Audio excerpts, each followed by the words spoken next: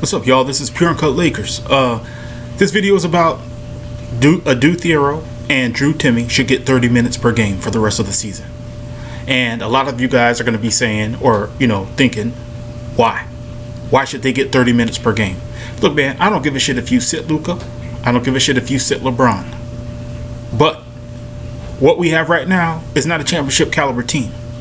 What we have right now is a team that is good for maybe the 4th at the highest to the 8th seed in the West. And is that the point? Is that what you guys are playing? Anyone who thinks I'm talking out of my ass, talking about having Timme and a Thiero play 30 minutes a game, anyone who thinks I'm talking out of my ass, right? What is your goal? State what your goal is. Is your goal to be the 4th to 8th seed and not get past the first round? Maybe get past the first round. Definitely not get past the second round. Is that your goal? Look, man, LeBron James laid it on the table the other day. And look, I'm going to tell you something else too. My daughter and I, we don't always get along. And I know why. It's because she blames the person. She blames the responsible person in the room. The responsible person in the room always has more culpability. Right? And this is just random from what I see every day. Right? You could have one presidential candidate have 5 kids by 3 women, talk about grabbing women by the pussy, cursing, filleting a microphone, right? And we know who that is. And then you could have another candidate who is clean as a whistle. The other candidate's going to get as much or more criticism than the guy who no one expects shit out of. Because that other guy is a responsible person in the room. And I'll just go ahead and say it. Could you imagine if Barack Obama had 5 kids by 3 women? Could you imagine if Barack Obama's wife, Michelle, it was pictures of her showing her titties on the internet? Right? There is a reason why LeBron James catches hell. Because LeBron James is willing to put the weight of the world on his shoulders. And he's willing to move the way you're supposed to move. And he's always going to catch hell for that. So, LeBron James states that this is not a championship caliber team. He is the guy that delivers the truth. Just like with my daughter. She has a problem with me and not her mom. Because I'm the one that delivers the truth. I'm the one that stands on truth. I'm the one, when shit hits the fan, it's up to me to fix it. Right? So LeBron James delivers you the truth. That's all he did. You could be as pissed at him as you want. It says more about you than anything. He delivered the truth. The truth is, this is not a championship caliber team. The truth is, we just got through with the trade deadline, and we did not make the moves to be a championship caliber team. So then what is your course? What is your only option of recourse? What else could you do? Then see what the fuck you got on the bench that you haven't been playing.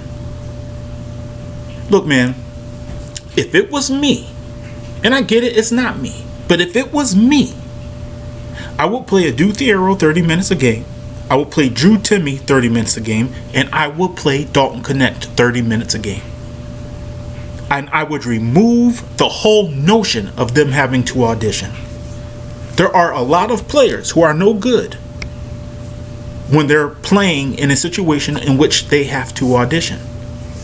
I would totally remove those stipulations from those players. I would take Dalton Connect back to the beginning of last season, when Austin Reeves was hurt, Gabe Vincent was hurt, and he was going to get his minutes. And when he was in that situation, not auditioning, in that situation, the dude produced for over 30 games. And now you have stupid ass talking heads speaking as if Dalton Connect can't play. Let me tell you something. You don't have a 30 game sample size that Dalton Connect had. And you can't play basketball in the NBA. That shit doesn't happen.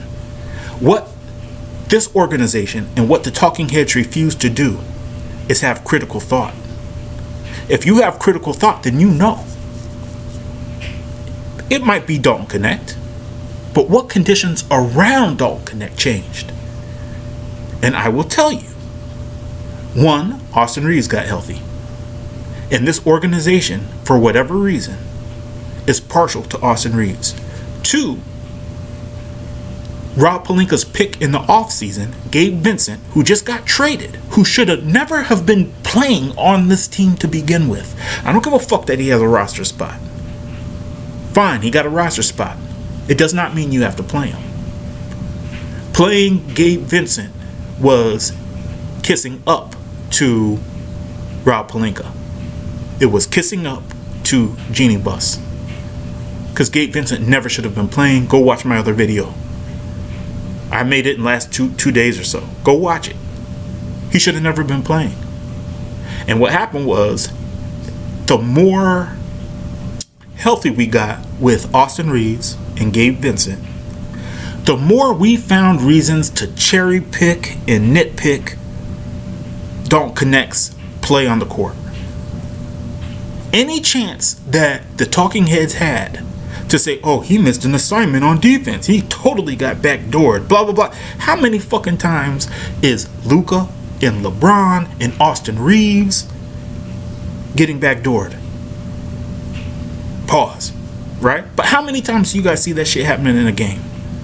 Why are you exacerbating what Dalton Knecht is doing?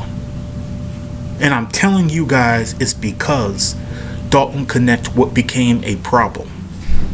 He became a problem for what Rob Pelinka had done. Rob Pelinka stupidly gave $11 million, our free agency money, to Gabe Vincent. And Rob Pelinka needed to see a return on that investment. Look, I just got through making a video in which I stated Drew Timme was in the pecking order above Maxi Kleber. Drew Timme did nothing to fall below him in that pecking order. So why is he now below him in that pecking order? Why is Maxi Kleber the first one off the bench now? Between the two, I mean. And again, this is another Gabe Vincent issue. Maxi Kleber's getting $11 million a year. That's it. Right? If you run your shit like a business, then you need to see a return on your investment. That's the only reason why. The fact of the matter is this, and I used to say the same thing about Gabe Vincent, by the way, and Nick Smith Jr. You guys, go check Nick Smith Jr.'s stats.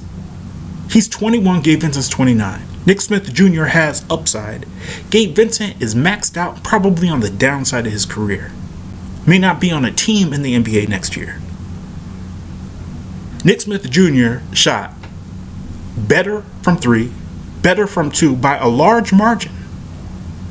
Yet, every fucking time Gabe Vincent was healthy, Gabe Vincent got time on the court.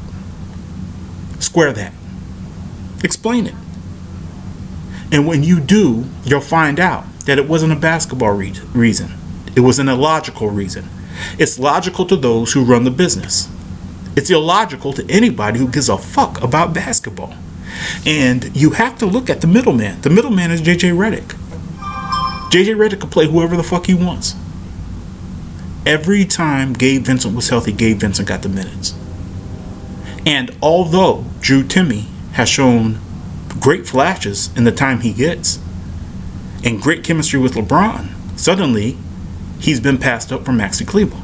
So look, man, the reason why I say Adou Thiero and Drew Timme need 30 minutes a game is because I will not give up on this season until I know everything we have at our hands, at our fingertips, is exhausted. Truth is, Adou Thiero hasn't really gotten a shot. Drew Timme hasn't really gotten a shot. And in my opinion, Dalton Knecht hasn't gotten a shot. A lot of you say, well, he gets time, he doesn't do anything. No, he gets auditioning minutes. Not everyone could perform under auditioning minutes. Look, man, there used to be this guy named Vinnie Johnson. They called him the microwave, right? You would like to think if Vinnie Johnson comes into a game, plays 20 minutes, and goes off. A lot of people will say, oh man, what would happen if he got 32 minutes? Right? Same thing when it happened. His role, what he was most effective at, was coming into the game off the bench and lighting it up. That's just what he did. Right? You take a guy like Byron Scott. Byron Scott, from the start of a game to the end of the game, from 15 to 20 feet out, that dude was money. That's what he was. He was consistent like that. But if you were to put Byron Scott in Vinnie Johnson's role, you wouldn't get the same thing. Or you very likely wouldn't get the same thing. And that's kind of what I'm telling you guys about Don't Connect. Look, there is not a guy, a boxer for example, who could come in to the heavyweight division and kick ass and then all of a sudden just fall the fuck off.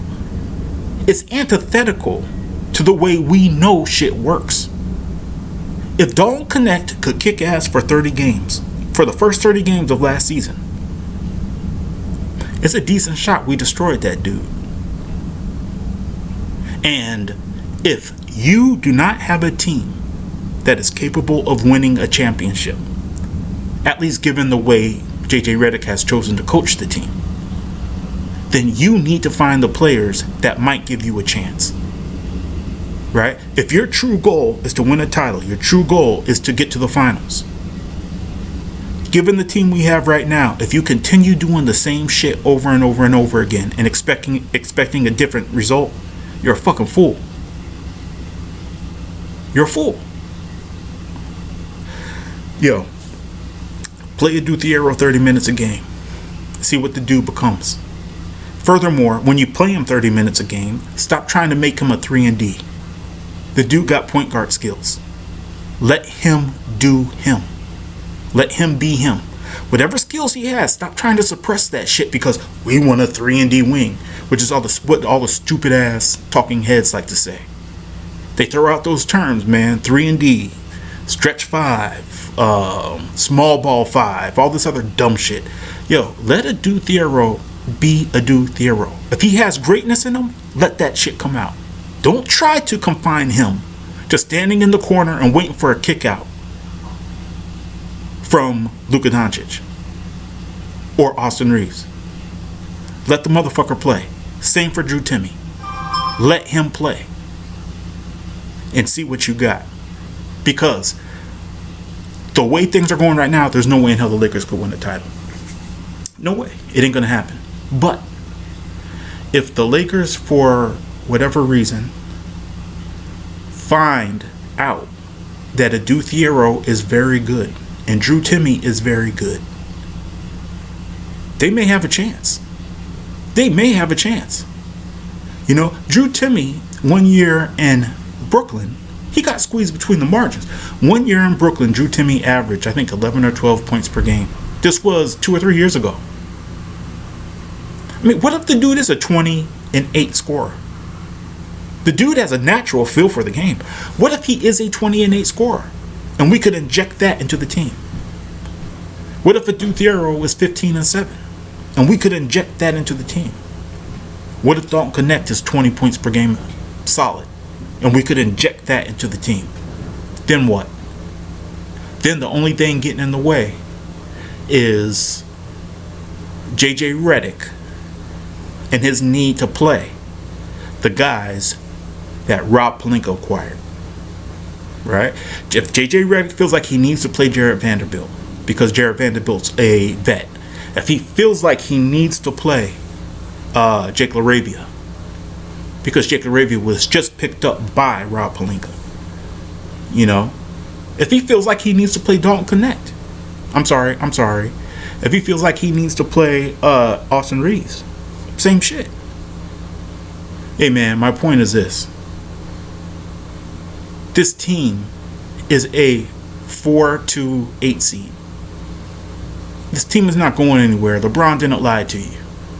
Right? He told you the truth. This team's not going anywhere. Find out what you have. You know, find out what you have and then interject that with what you already got. See what happens. That's the best you could do. All right, y'all. This is Pure Uncut Lakers. Please like and subscribe. I'll hit you up later.